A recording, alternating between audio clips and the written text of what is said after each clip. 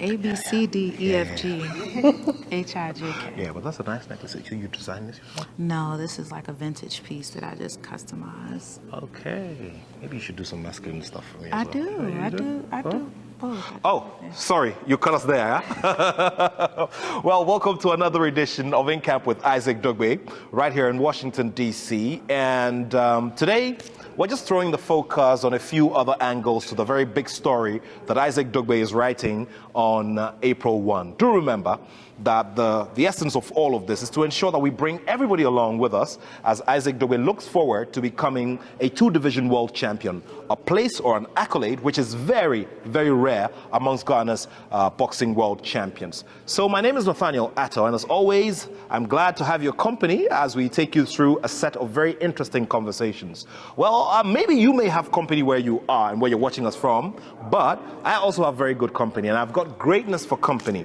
Now, in terms of women's boxing, she has no peers when it comes to, the super middleweight division. She is the undisputed champion of the super middleweight division. And most importantly, added to all of her credentials is the fact that she is a mate or a stable mate or a member of the Bald Eagle Boxing Gym here in Washington, D.C. So, Franchon Cruz Discern is my guest to start off this edition of In Camp with Isaac Dogboe. Good to see you. Good to see you. Lovely, and I love what you have on. Thank you. Designed so it yourself, I guess. No, it's vintage, but I customize it. Wow, wow. You should design something for me soon. Oh, huh? I got you. Yeah. So a few minutes ago, she was furiously hitting, those big bags right there, and now she looks like very, very opposite of that. Huh? That's why I'm the heavy hitting diva. Yeah, the heavy hitting diva. Well, it's been a long journey that you have traveled. I mean, I'm sure that when you sit back and when you look at your career and where you've come from, there's a lot of thought that goes on, especially when you're preparing for big days. Tell me about it. Well, you just have to keep a champion mindset. I love to say that I am a top dog with the underdog mentality. Great. Yes, I have achieved like a great feat of becoming undisputed, but it just gets harder from there, and I have to keep that hunger, keep that passion, and keep that aspiration for more greatness. Great. Now, how long have you been here at this gym, training here? Ooh, I think maybe like 8 to 10 years. Wow. I started my pro career here, Wow. and I finished my amateur career here, so it's been a while. Great. I mean, tell me about working with your trainers here. Barry, Patrice, Jamie, the rest of them. Yeah. Tell me about it. Well, the headbangers, that's our fight name, but they have a reputation around the world, and it's exactly that, headbangers. Like, when you come here, you can't play, you can't half-step it, you have to give your all, and it's survival of the fittest. And I know it sounds crazy to say in boxing, but it really is like that, because everyone from the amateurs, from the younger to the older fighters, they work very hard. For me, I felt like it was the best thing to do, the best place to come, because the focus is bigger. Yeah. Some places you go can have like a small mindset, but in order for me to achieve the things that I wanted to achieve, I needed to be around people who have experienced world championship level and who can, understand my goals and my visions and just support. And it's right here. Tell me about, relating to everybody here. Everybody's at work, everybody's just, down to business every time, and I'm very sure that the stimulus around here also helps very much in, getting you psyched up and getting you focused on what you do here. Yeah, I mean, I'm always a determined individual. That's wherever I go. But here, I feel like it's a sanctuary for me. It's therapy. I don't feel like, even though they know I'm the champ and they treat me in that, with that respect, I just feel like, hey, I can be here, I can make mistakes, I can get better, I can learn more. And it's a wonderful place to be and grow. And I mean, people from all over the world come to train here. Great stuff. Now tell me about the relationship with Isaac Dogboe. He calls you the big mama. Everybody calls me that. But you're the big mama. Yeah. Being the undisputed champion, I mean, hey. I don't know. I think because I'm like a mother hen. I love all the guys. I'm like the only girl here, one of the only females here, so they just gave me that title. But Isaac, he's just a hard worker. You have to respect him, and he came here. He's been a world champion, you know, and I like that he has faced adversity because a lot of people, they run into something that's hard and they give up. But Isaac just gets better and better and better. He's very kind. He's very supportive of all his teammates.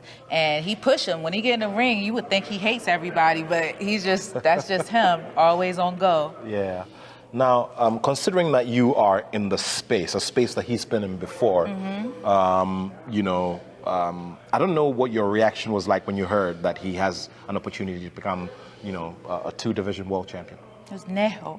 Oh. You already know what it is. It's time to go. I mean, you know, Isaac, he from traveling from your home country to come all the way here just to pursue your goal and want to have the best chance at accomplishing many goals. I respect that. That is huge. That is showing dedication. That is showing commitment. And everything happens in divine order. If you knew my story, you would see how things that felt like they were going left then all of a sudden took a turn for the right. And that's what he's experiencing. And I hope it's more motivation. I know for me, I'm just excited. Like even for the Eliminator, I was excited. But when I saw that he had an opportunity to become a world champion again, I was just like, yes. Interesting stuff there. Now, you've been in that situation a couple of times. What would you like to say to him as he builds up here? Because, I mean, time is running, day is getting closer and closer, and, I mean, there's always that mindset that you need to have going up towards days like these. Yeah. What would you like to say to him regarding, you know, that big mindset and that level of focus, which is very rare amongst boxers? I would just tell him, you create your reality.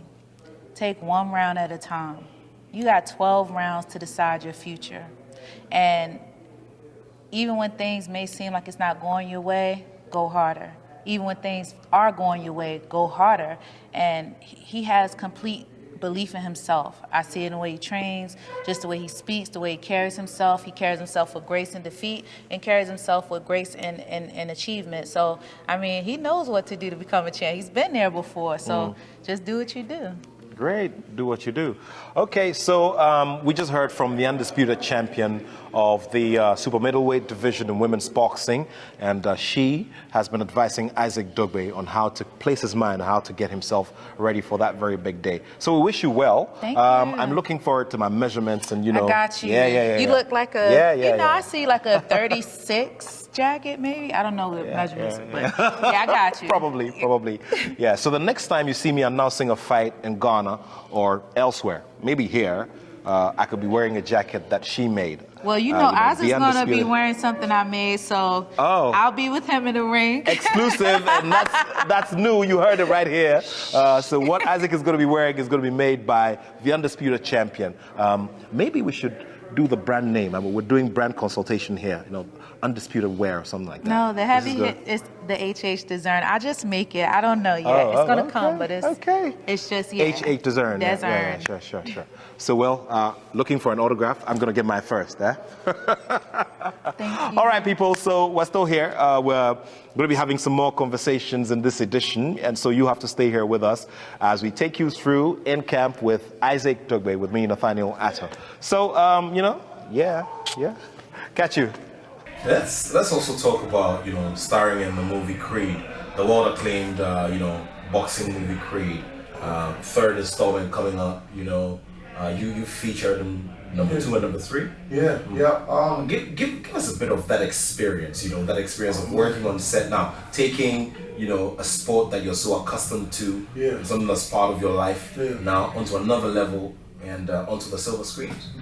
Well, once again, that was a blessing. Like, you know, these people just call me, you know, out of the blue because you have a lot of great coaches out here. You know, a lot of people that do what I do, and there's a lot of great ones out here.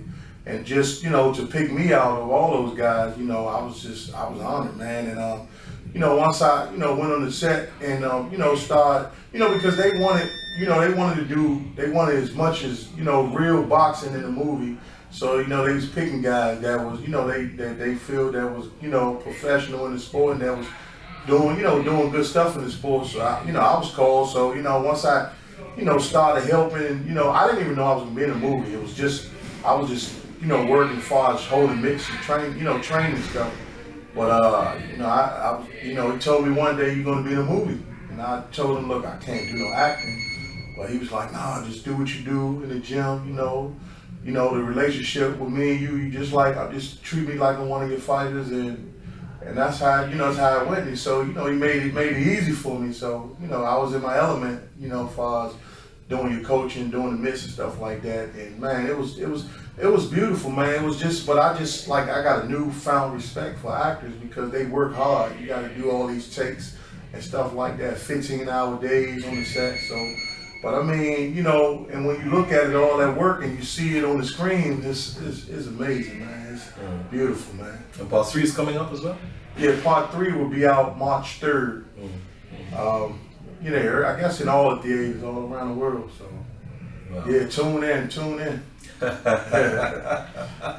Well, I get an autograph from Coach as we go along as well, because look, he's in a big movie, a big boxing movie at that, and so let's do some more on the talent of Isaac Dogboe as you've gotten to know him. Now, I've asked this question to almost everybody.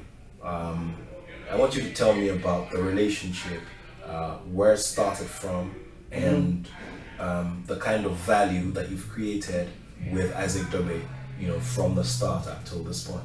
Oh, okay. Well, one day I got a call from I don't know, I think it was a guy that Isaac was dealing with. His name was John. Rest his soul, I think he passed away, from California, and they was asking me. Oh, Big John, I remember him. Yeah. So I got a call from him, and he was asking me, would I, charge to do mitts with Isaac or whatever. I guess they wanted me to work mitts with him or whatever. And I was just like, yeah, cool, because me and Barry, we had seen this fight. Well, we seen this fight when he won the title, and we came to the gym and we was talking about it just before we even knew him. We loved him. Like he was one of my favorite fighters because Azuma Nelson was one of my favorite fighters. And to see, and he kind of put the mind to Azuma a little bit once I seen him fight. I said, damn. And me and Barry was talking to Barry, said he we both talking about it. And come behold, later on, I get a call from Big John, and he asked me about some mitt work or something like that. I told him, yeah, it's cool or whatever.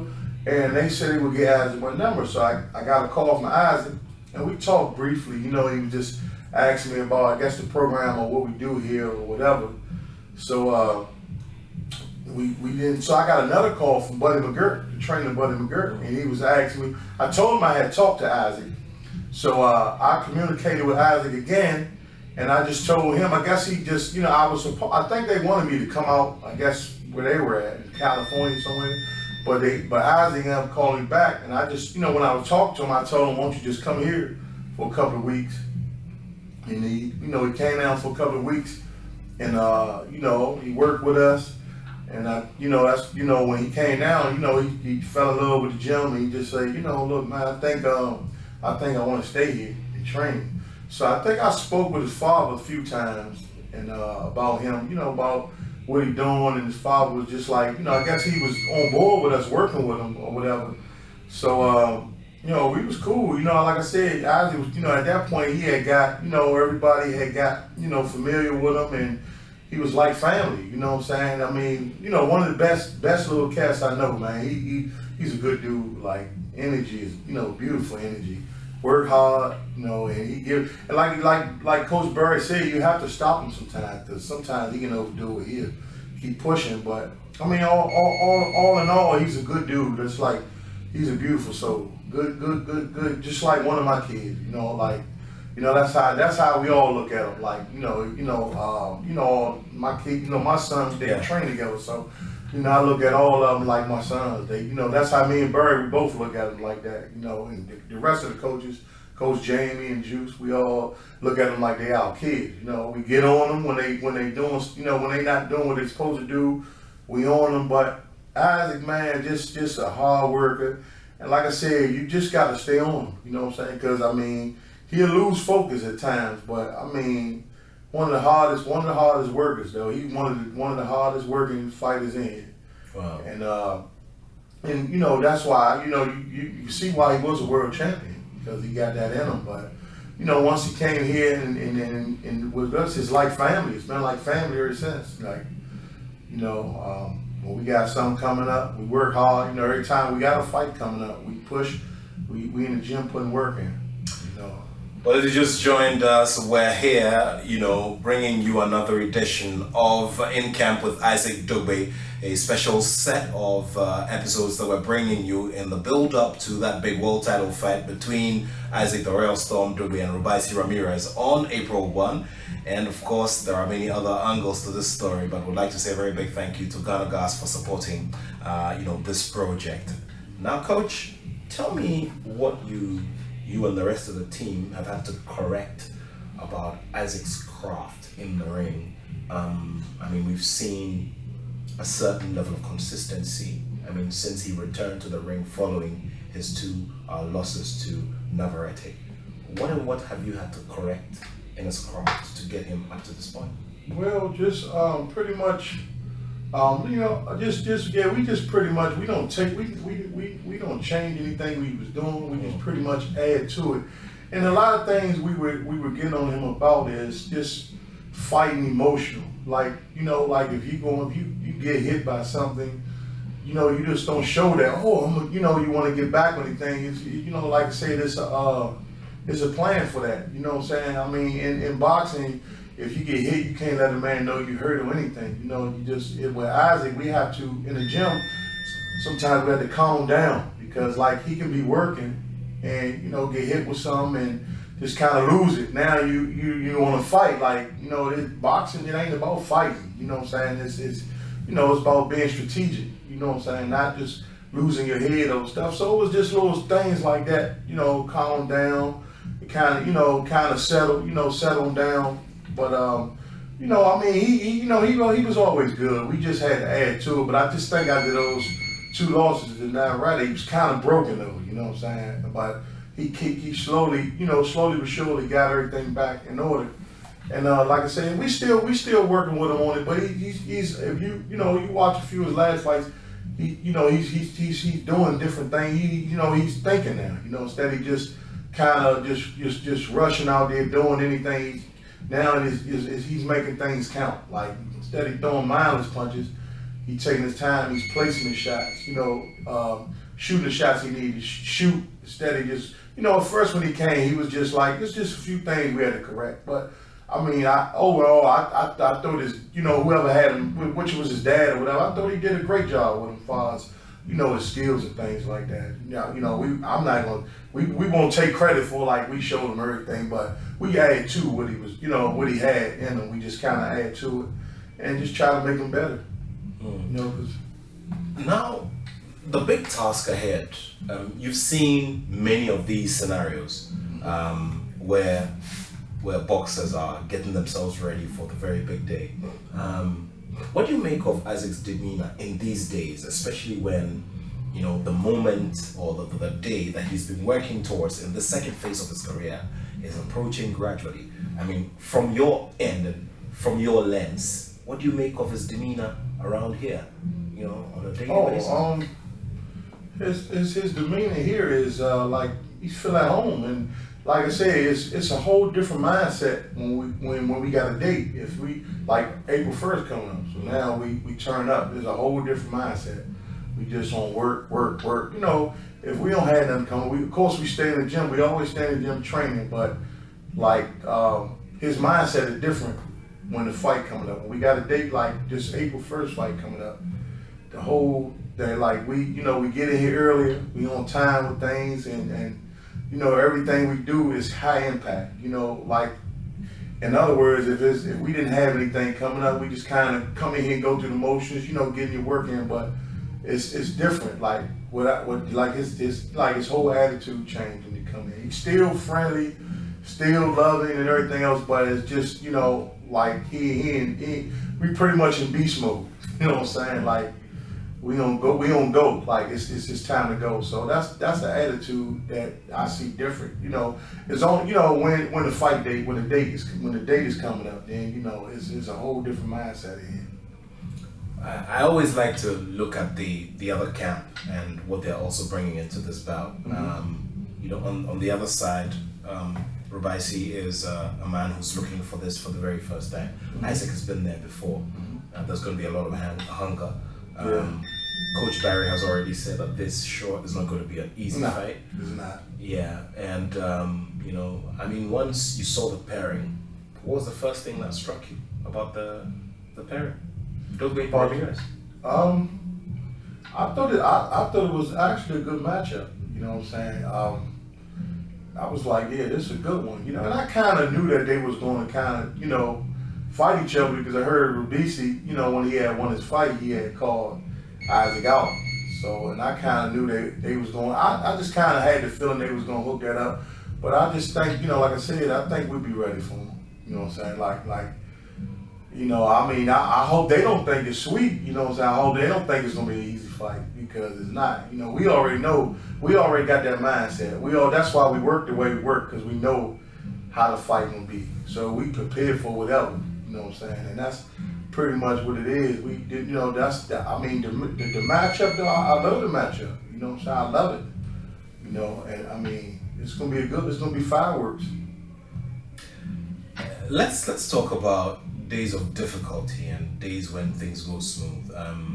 In this whole journey, which of the days would you look at and say you had massive difficulty, you know, being in the corner and being in a boxer's corner?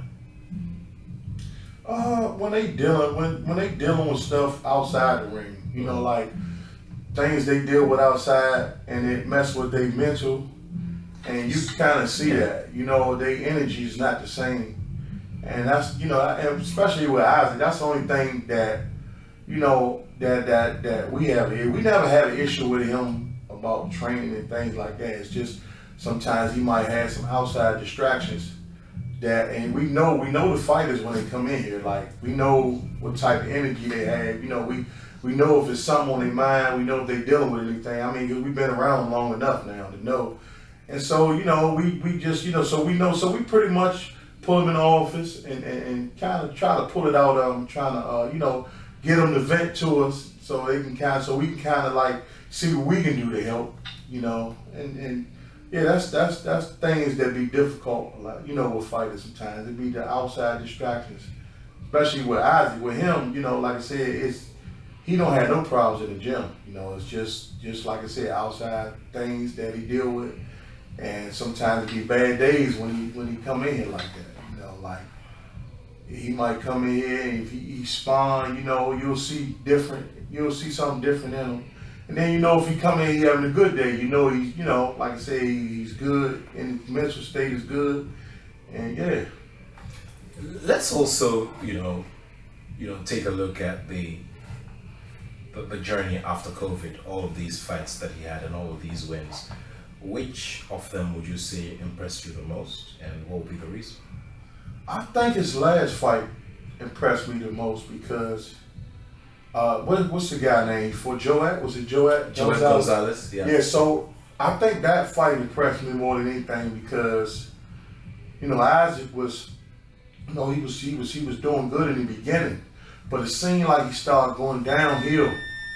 And when those championship rounds, the last rounds came, he picked it back up. He kind of dug deep down, and because he was falling behind. And he had to pull himself back up. And, you know, like I said, you know, Coach Barry told to him, you know, during the rounds, telling him, you know, like, come on, man, we got to pick it up. You know, like, and I think he listened, man. He came back to life, and he kind of, because the fight was it was close. It was a close fight, you know. And Joet's a tough fighter, man. Like, he's a tough fighter. And that fight there, I knew that was going to be a tough fight. But Isaac, you know, he bit down in the last rounds, and he won. He won the fight. That's what got him the fight. Wow. I see. So, in all of this, what are the elements you'd want him to take into this fight against Ramirez? Just stay sharp and just, you know, make sure your energy is good. You know, keep your same energy from the beginning to the end. You know, because a lot of times, I don't know what it is. I don't know if it's a mental thing, because sometimes Isaac go here and he'll go here, then he back up, you know. So, you know, and we, you know, that's what a lot of times we try to work on in here, because we watch the fights and stuff like that, and we kind of watch, you know, look at the tape, and we see what we see with the bad, you know, the bad positive fight, and that's the thing we work on, because, I mean, it's like each fight he gets better and better. So, you know, we definitely been seeing that from, I think, the last 3 or 4 fights he had since he been working with us. And we see he get better and better on different things. So we look at the things that he was weak on in the last fights, and we kind of work on that. Mm-hmm. And I just think the last fight was good. It was just that his energy kind of went down, but he was able to come back and you know, come back and pull a win off. So, you know, we've been working on things in the gym, like, to help with that type of stuff. You know what I'm saying? You know, the younger generation here in the gym, I mean, they relate very well to Isaac here. And the question we're asking ourselves now is, what kind of value would all of them place on a hopeful big achievement on April 1? Now, you know, with Isaac, I mean, he's done one already, but then, I mean, this is a bigger, you know, story to be told. Mm-hmm. And so what kind of value are they going to place on it, and how important is it for every single member of this gym? You know, I see a lot of togetherness here. Mm-hmm. And I see a great relationship amongst, you know, boxers and gym mates and all of that. But beyond that, what's the value being placed on this bout?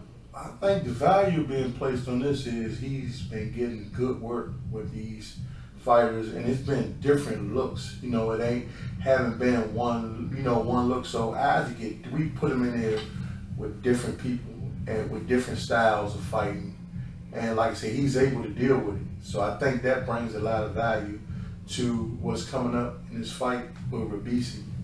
So yeah, I think that's, you know, the different looks. You know, everybody in here can fight. You know, all these guys in here can pretty much fight, but they all have different styles of fighting. So I just think the value would be Isaac going out there, and it won't be no different look for him from Robeisy, because I mean, he done been working with different guys. So I don't think it's a style he's not going, you know, he hasn't seen before. So I think that would be good. I think that's a good value bringing to this up-and-coming fight from the young fighters in here, helping them out, spawn them and all that stuff. Does camp ever do assessments, or like full assessments of the opposition? Is it something, there are some boxers who really wouldn't throw too much focus on it? No, is camp doing that? Yeah, what you mean on Robeisy? Yeah. Oh no, we definitely do that. We watch. I mean, if we watch tape on him, you know, with Barry, like, we might come in and the next day and we'll talk about some things things he's doing, like, you know, and he, you know, sometimes Barry asks me what I see, and Barry pretty much come in here and tell us what he sees, you know, especially when Isaac is about to spar or whatever, going in about to work. And sometimes that I work with him on things on the myths that if we look at we look at Isaac, we assess him also, you know, during his fight. Like I was telling you, some things we see that you know, the weaknesses we see from the last fight, we kind of go over that too, and we work on those things. And then we'll look at the guy who he's fighting, and we definitely watch tape on him, and we'll let Isaac know things he do, you know, things to watch out for, and, you know, stuff like that. Great. So we definitely do that. Great stuff. Now, what kind of win are we looking at, you know, on April 1? What we wish for? What we hope for? Oh, we wish for the knockout. We definitely would like that, but we're not going to look for the knockout. If it comes, it comes, but we're going to win. You know what I'm saying? Like, that's the strategy, is to win. You know, any way we can. But like I said, we would love the knockout if we can get it, but we're not going to look for that knockout. We're going to fight smart, and we're going to win. Coach, thank you so much. It's been wonderful, you know, sharing your time here. So there it is, wrapping up the conversations for today's edition of In Camp with Isaac Dogboe here in the Headbangers Gym in Washington, D.C. There's still more to do as we look ahead to this one. Thank you so much for watching, and thanks to Ghana Gas for the massive support for this project. I'll be back with another edition. You stay well, and my name is Nathaniel Attoh, and I have love for sport.